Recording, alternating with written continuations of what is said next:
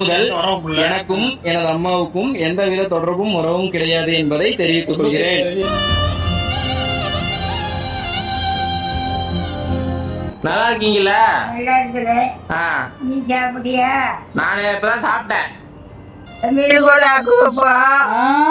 பிரியாணி சோறு ஆக்கன்னா நீ திங்க மாட்டேன். அவ்வளோ அருமையா இருக்கும்.